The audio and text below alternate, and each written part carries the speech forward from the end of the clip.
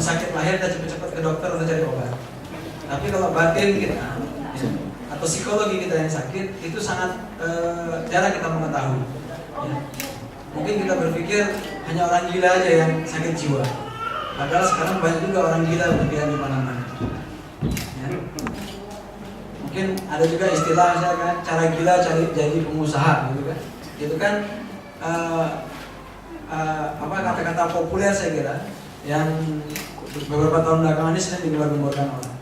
Dan seminar-seminarnya itu hampir di seluruh kota di Indonesia sudah pernah digelar, termasuk beberapa kali di Banda Aceh. Ya. Sebenarnya kalau kita ngomong gila misalnya, gila itu bukan berarti ungo. Ungo dalam tanda kutip adalah orang yang membahayakan orang lain. Ya. Dalam teori psikologi, seseorang itu dianggap gila atau menyimpang apabila dia berperilaku tidak seperti kebanyakan orang di sekelilingnya. Itu teori psikologi. Maka yang dimaksud dengan cara gila jadi pengusaha setelah kita pelajari adalah bagaimana kita mulai usaha tidak sama dengan orang-orang yang selama ini mulai usaha. Jadi usahanya itu dengan cara-cara yang tidak normal. Maka itu dianggap gila orang ini. Tapi gilanya ini bukan untuk membahayakan, tapi hanya untuk mendobrak pakem atau bentuk baku yang sudah ada selama ini. Dalam kesempatan ini saya ingin berbagi kepada rekan-rekan semua. Kalau mungkin tema umumnya seperti yang kita bisa baca di belakang, yaitu 7 cara memilih bisnis yang tepat.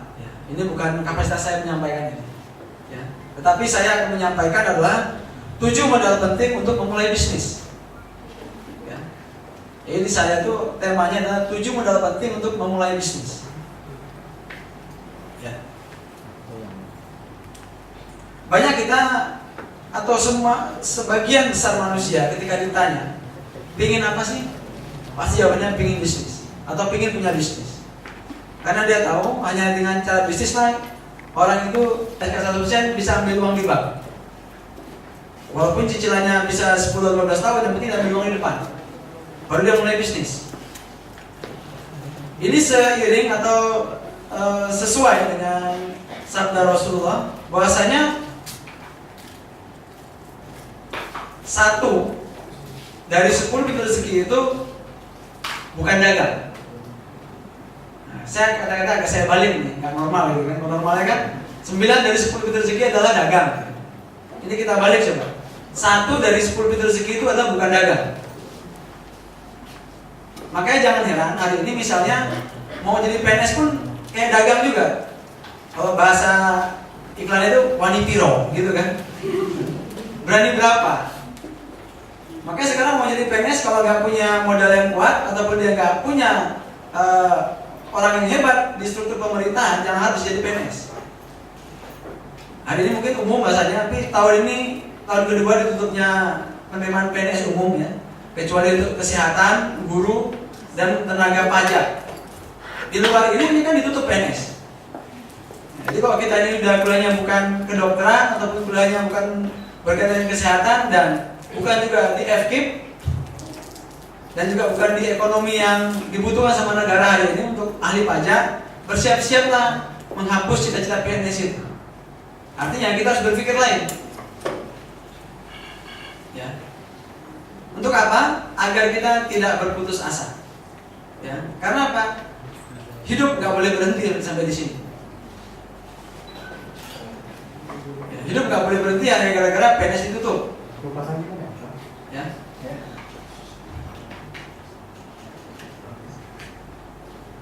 Karena tadi sabda Rasul tadi adalah 9. Ya.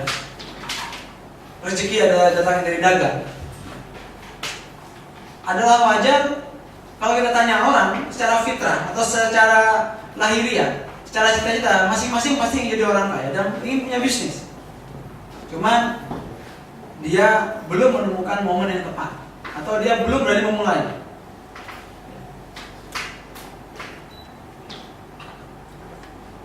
Saya belum masuk inti utamanya sebagai pengantar saja. Punya juga seorang saudara. Dia awalnya bekerja. Dia bekerja. Padahal itu perusahaan besar lah di Aceh. Sampai akhirnya perusahaan ini dengan di luar perencanaan manajemen harus tutup hanya gara-gara bahan bakunya nggak ada. Karena dia sudah lebih 20 tahun bekerja di situ, dia terbiasa menerima gaji yang besar, punya fasilitas yang cukup. Kemudian dia punya keahlian juga dalam bisnis, atau dia punya kemampuan menciptakan produk. Sering coaching sama saya, sering ngomong sama saya bagaimana mulai bisnis. Terus saya sampaikan, ya kita nyemplung aja, langsung jalan saja. Sampai minggu lalu saya ketemu dia di Jakarta. Dia sekarang sudah 1 tahun di Saudi Arabia, kerja di pabrik di sana. Dia ngomong, tapi menggoda juga jadi pekerja. Nah, setahun saya bisa juga punya tabungan 300 juta. Kalau saya bisnis kan belum dapat. Terus tanya lagi sama saya, gimana cara agar saya bagiannya orang di depan saya. Jadi apa saran Bang untuk bisa mulai itu, untuk bisa memulai? Bingung juga saya menjawabnya. Apa kira-kira? Modal sudah punya, keahlian punya, produk juga punya. Kata kita kasih ngomong satu, saya tidak punya keberanian, itu komentar. Ya, nggak punya keberanian. Dan ini hal yang perlu kita garis bawahi. Bahwasanya untuk mulai bisnis itu, ya, nggak perlu banyak mikir. Benar kata si Pudri Chandra itu, kalau dia mengatakan bagaimana kita harus memakai cara-cara gila untuk mulai jadi orang bisnis. Nyemplung dulu soal rugi, ya, soal rugi itu bagian dari resiko yang kita ambil sebagai calon pengusaha.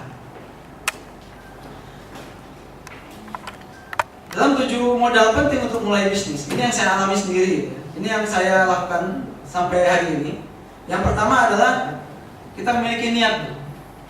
Niat ini kalau kita terjemahkan dalam bahasa manajemen disebut dengan visi. Artinya apa? Kita mau mencapai di mana dalam bisnis itu. Tanpa visi kita akan berhenti, ya. Kita akan berhenti yang kita nggak akan pernah kembali kepada jalur bisnis. Begitu kita gagal. Jadi yang pertama kita punya niat atau kita punya visi dulu. Visi kita apa? Apakah kita ingin menjadi pengusaha yang kelas kampung, atau kelas kota, atau kelas provinsi, kelas nasional, atau kelas internasional? Tergantung visinya kita. Kalau kita mau jadi pengusaha kelas kampung gitu, saya kira kita nggak perlu juga bayar SPP mahal-mahal gitu. Atau nggak perlu bahasanya kita menyiapkan mental yang besar sekali, kecil-kecilan aja. Punya ruko satu, punya bisnis satu, kita jagain sendiri, kan gitu kan? Kita yang ngatur keuangannya, kita yang belanja ke pasar, kita yang ini. Itu untuk level kampung udah paling paten lah ya. Ya. Kalaupun rugi, kita tanggung sendiri ruginya. Ya. Sehingga SPP yang harus kita siapkan juga nggak perlu mahal-mahal. Ya, kata-kata SPP ini sudah saya perkenalkan. Ini mungkin agak kurang diperkenalkan sama teman-teman pengusaha yang lain. SPP ini adalah biaya yang harus kita keluarkan menjadi pengusaha, bukan modal. SPP itu bukan modal, tapi SPP adalah kesiapan kita untuk menanggung kerugian. Katanya, kesiapan kita untuk menanggung kerugian. Ya, tadi ada 6 orang katanya yang sudah mulai bisnis. Boleh nggak diangkat tangannya? Saya ingin lihat. 1, 2, 3.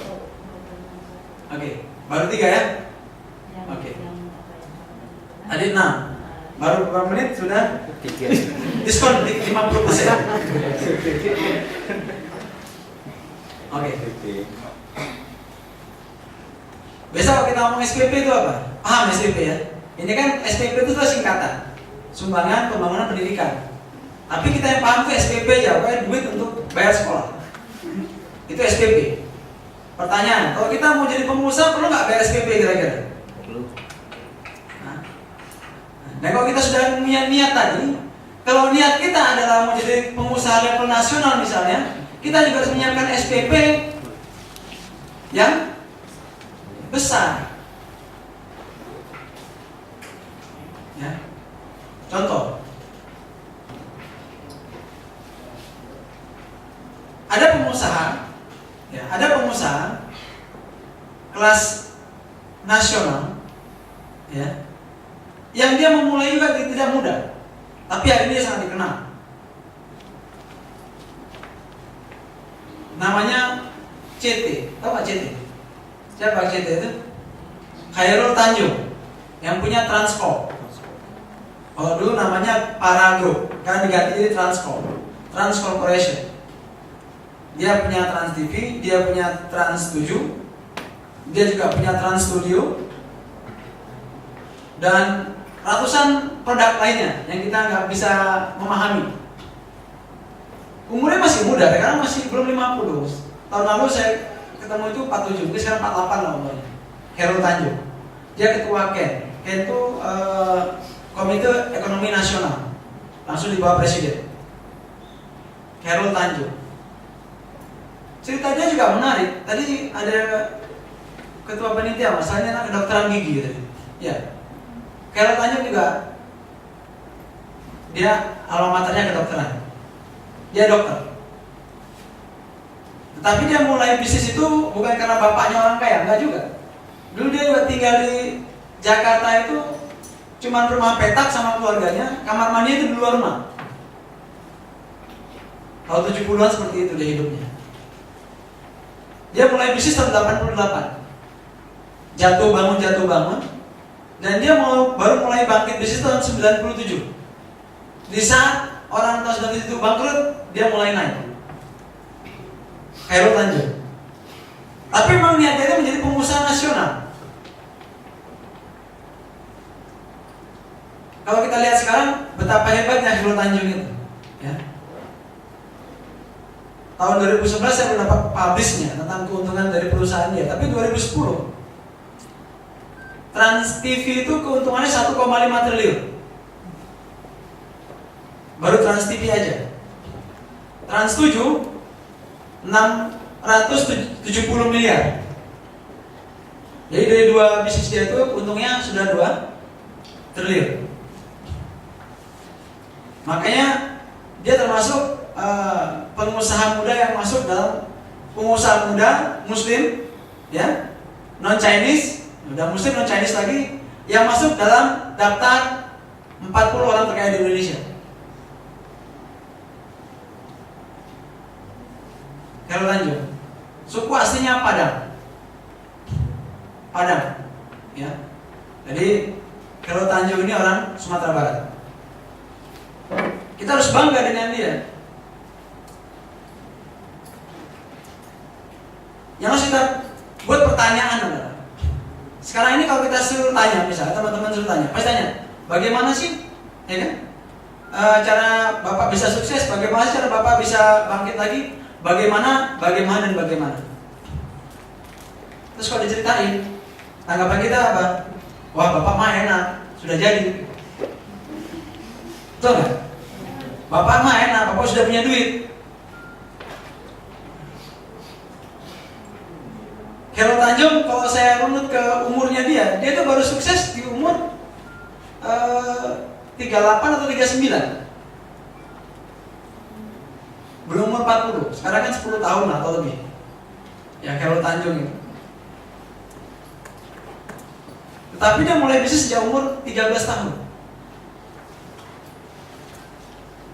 Kalau dia mulai bisnis tahun umur 13 tahun, terus dia baru mulai menemukan core bisnis tahun umur 38, kira-kira udah berapa tahun dia sekolah? Sekolah bisnis? Berapa? 25? 25 tahun. Saya tanya, umur kita berapa hari ini? Terus berapa tahun sudah kita ambil kelas bisnis? Kelas bisnis jangan cuma baca buku, jangan cuma ikut seminar, terjun aja langsung. Terjun langsung ke bisnis itu. Walaupun cuma beli cabai 1 karung, ya kan? Terus gelar tikar di pasar Aceh, ditumpuk-tumpuk itu cabai, ada timbangan. Itu kita artinya apa? Langsung terjun ke dunia bisnis. Kalaupun rugi, kita akan menikmati rugi itu sebagai SPP yang harus kita bayar atas SKS yang kita ambil. Misal apa? SKS pedagang cabai di pasar Aceh. Yang ngasih nilai kita sendiri, bukan orang lain. Kalau kita kuliah kan palsu nilainya. Kenapa palsu? Karena dosen itu nggak tahu isi hati kita. Ada nggak dosen waktu mau nilai wawancara kita? Nggak cuma bisa lihat apa yang kita tulis dalam lembar jawaban saja. Dan dia juga nggak tahu persis apakah ini betul-betul karena kemampuan kita memahami pelajaran atau karena kita mau nyontek alias ngopek. Maka saya bilang itu nilai palsu. Terbukti apa? Banyak lulusan yang kumlot dari kampus, tetapi dalam kehidupannya dia nggak kumlot. Betul nggak? Artinya apa? Itu menunjukkan itu nilai itu palsu, nggak apa adanya.